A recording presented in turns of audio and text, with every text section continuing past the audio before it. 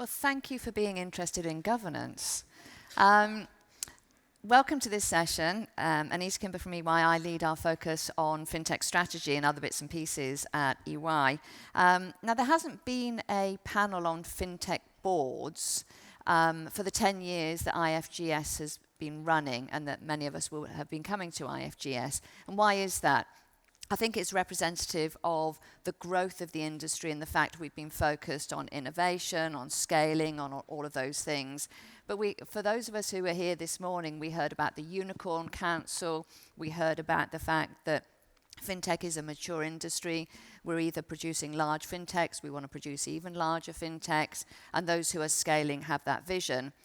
And Gillian, Hurt and I were chatting about this and talking about the fact that boards increasingly play a critical role in supporting that safe and scalable growth. So what is it that makes a FinTech board successful? Well, we're going to discuss some of that with the panel today, but we've also issued a report which is available on the Innovate Finance website if anybody would like to have a look at that. And what you'll see in there is that FinTechs, those of you in the room, are definitely looking for more conversation around boards and how to make them successful, how to leverage your board effectively, how to use different boards at different stages of scale, different board members at different stages of scaling, and we'll definitely talk about some of that on the panel. What skills you need on a board. And right now, you'll see that there's some great skills on FinTech panels, but there's a lot missing as well, and there's some concerns that board members don't necessarily have the AI skills required, and perhaps not the fundraising skills or mindset required to support that real scaling. So we might dig into some of that.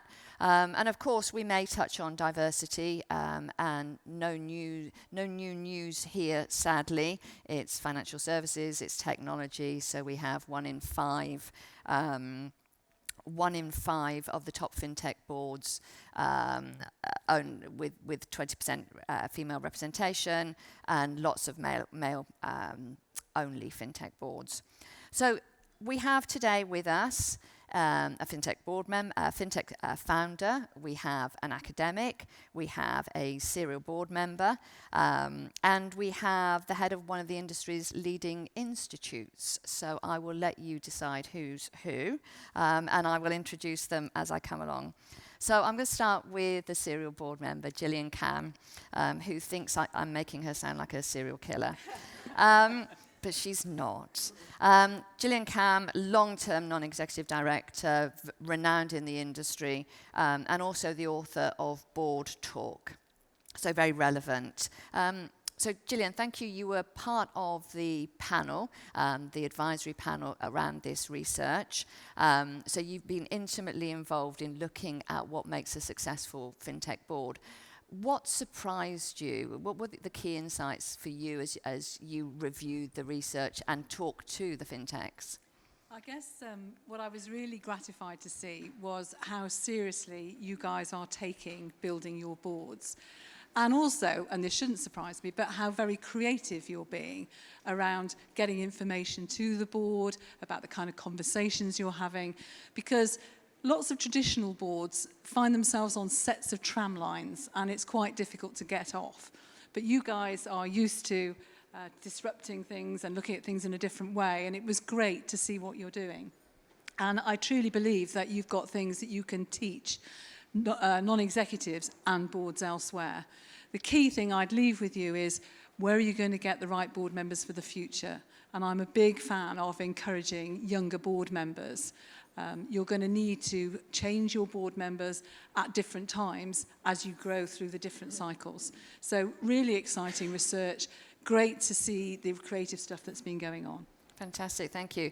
And Justin, let me come to you next. So Justin Basini, significant board experience, serial founder, currently CEO of ClearScore, chair of the charity, Money Charity, also a board member on the CMA at the moment. So I'm guessing you've got a pretty strong point of view on the link between board effectiveness and growth and scaling, which is the hypothesis that Gillian and I started with. And I'm curious what you think that really makes a FinTech board hum. Yeah, thanks, Anita. Great to be here. Yeah, I mean, I think there are a few things as a founder. If you get your board wrong, it will be a significant pain in the arse. So you should try and get it right. And what does getting it right mean? Well, I think it is very context dependent, and it depends on where you are in your own business's growth. And so I think typically, most startups, I suppose, would have investors probably on their board. And I think that is probably fine. I mean, you're trying to control cost, whether you want to invest at that stage, maybe prior to product market fit, in non-executives, etc.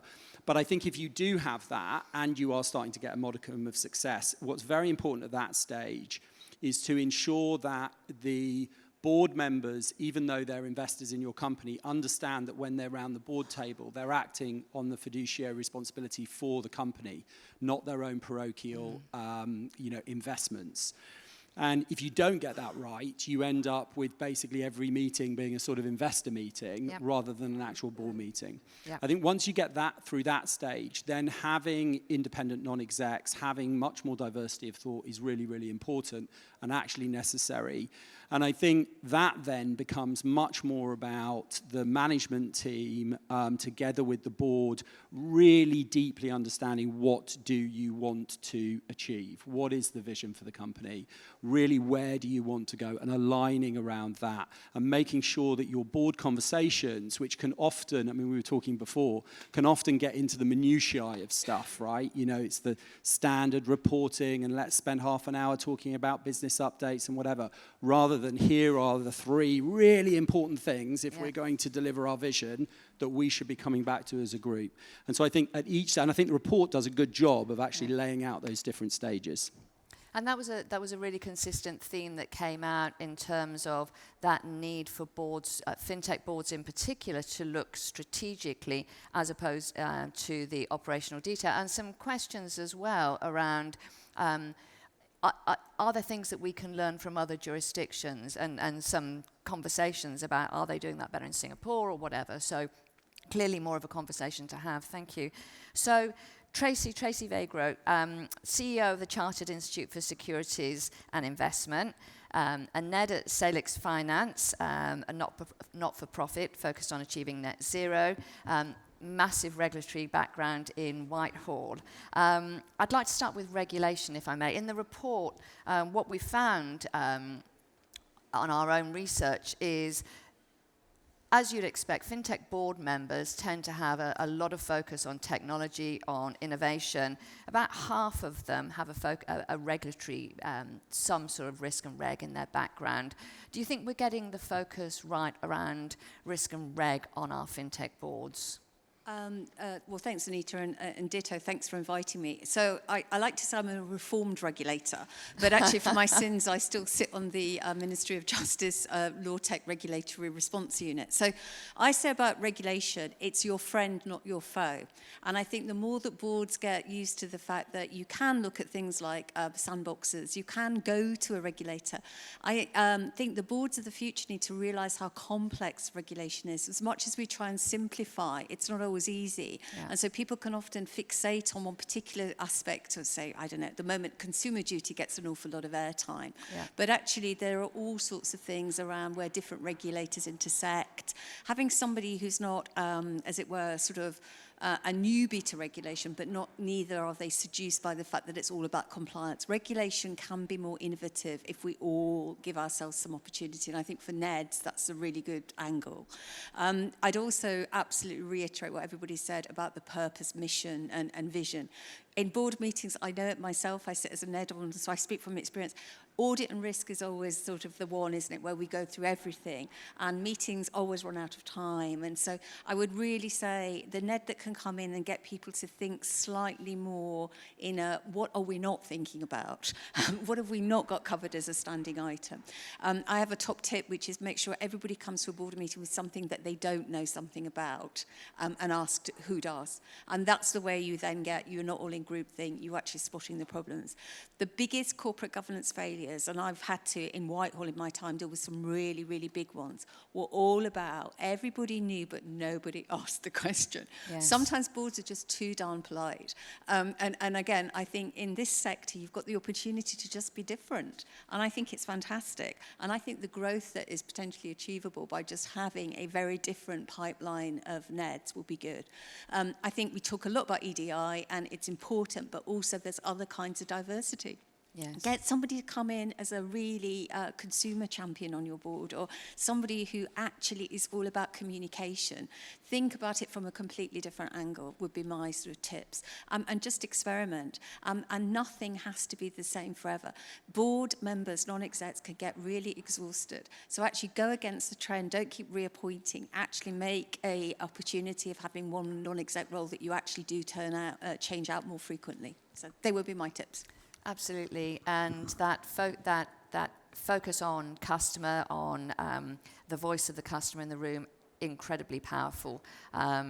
So yes, lots to take from that, and I think we'll pick up on some of those points a bit later. But let me come first to Marcus Zachariadis.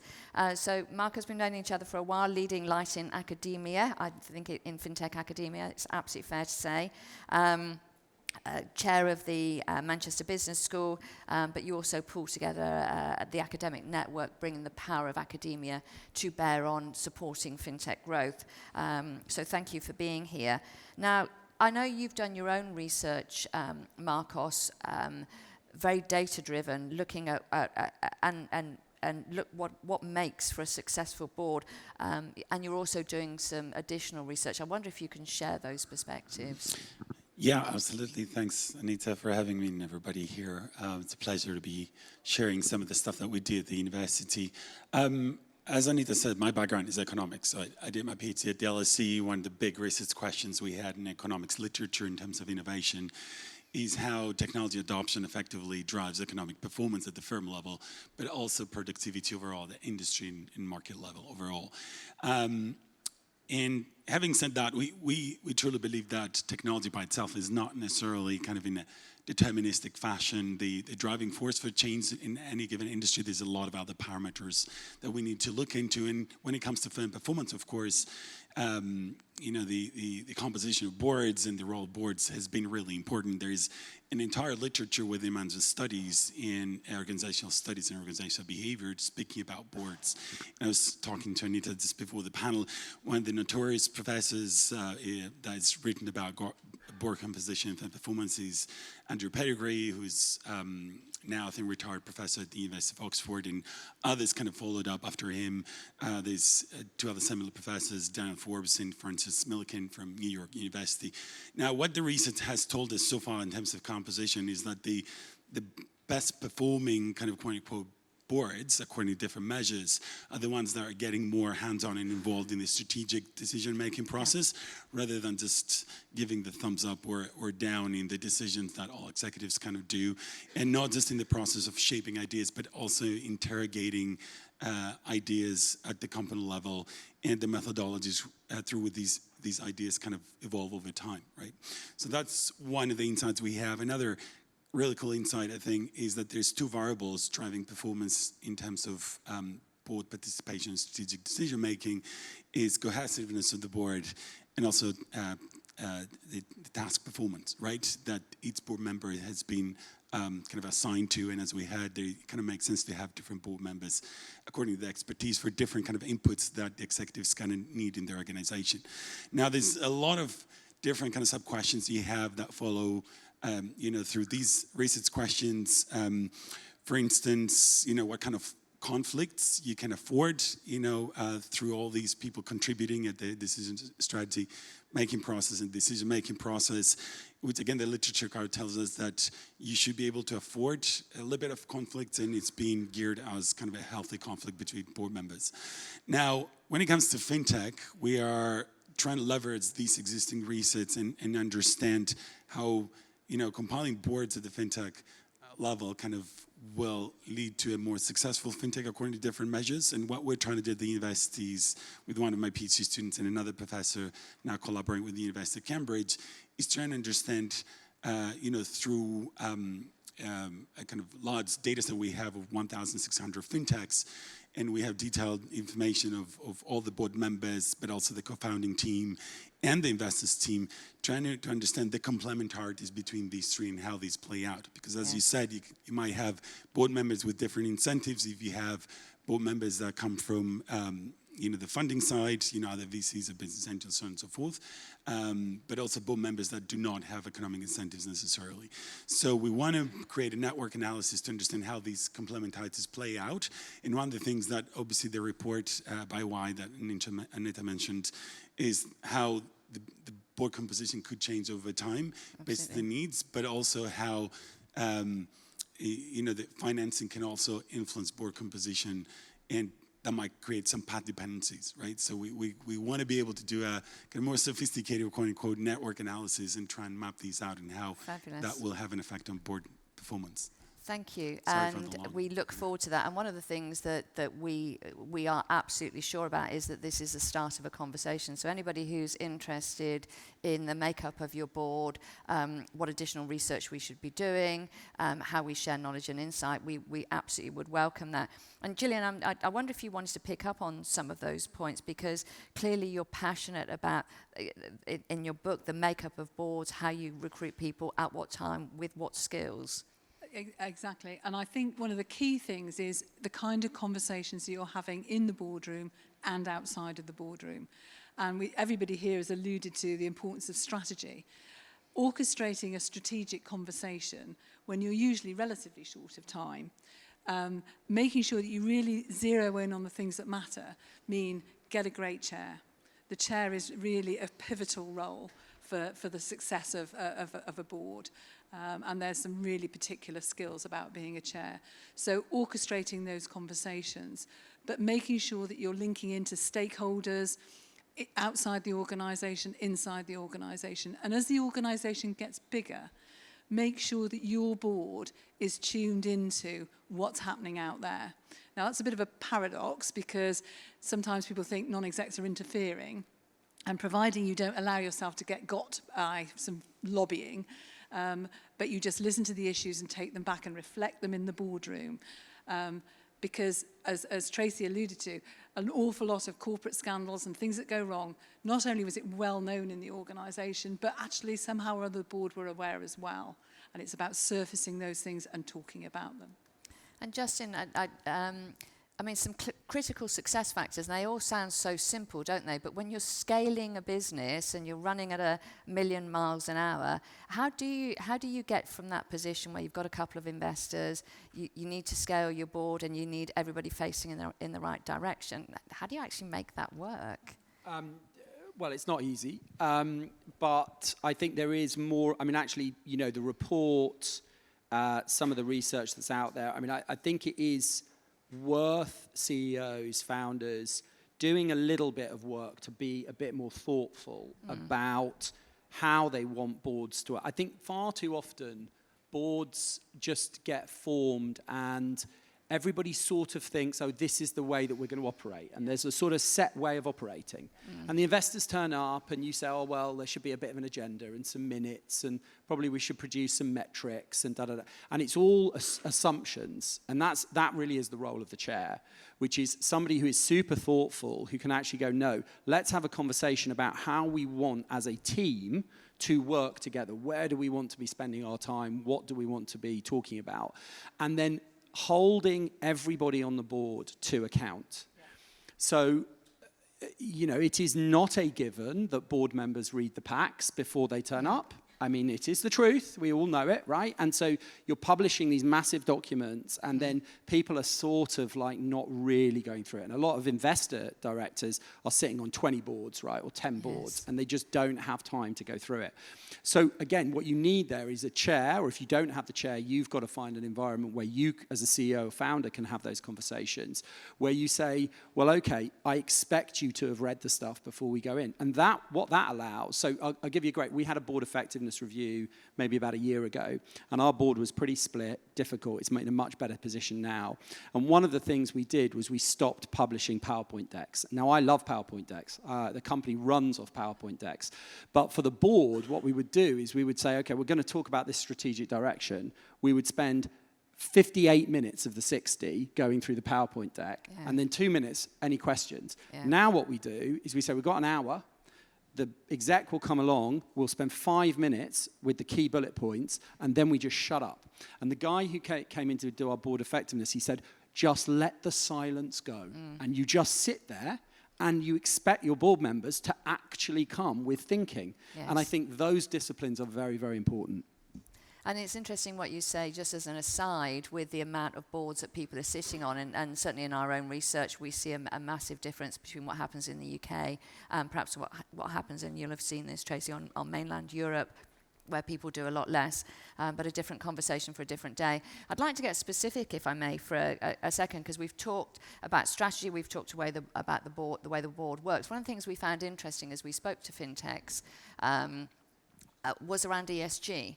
And so fintech as an industry, we instinctively want to do the right thing, and all aspects of ESG are included in that. But people struggle to understand how to face into ESG, how to report on it, how to give it the time it deserves. Do you have any views around that?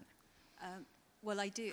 Again, as someone who's been a corporate governance regulator, the S is always the hardest bit. Yes. And it's the thing that actually bizarrely trips most people up, because you can argue that having a team that is massively committed and working all hours and all the rest of it is a good thing, but also it's not terribly good in terms of work-life balance and all of these things, and so managing burnouts and all of that kind of stuff. The other thing I'd say is don't be seduced into thinking things like a culture audit are a bad idea. People audit the books all the time. What about the culture in the organisation? What have you inadvertently perhaps baked in? So look at some of that under ESG. The other thing I'd say is never, ever don't ask the question. You know, it's far better to get 10 people having no answer, all having the same view, but if you've never asked the question. And my final tip is the relationships in the board, if they're really not working, you can't have things that are off the table. You've got to be dealing with it. So, you know, sometimes you think, oh, well, they're a big investor, we can't upset them, or, you know, you've heard things like that.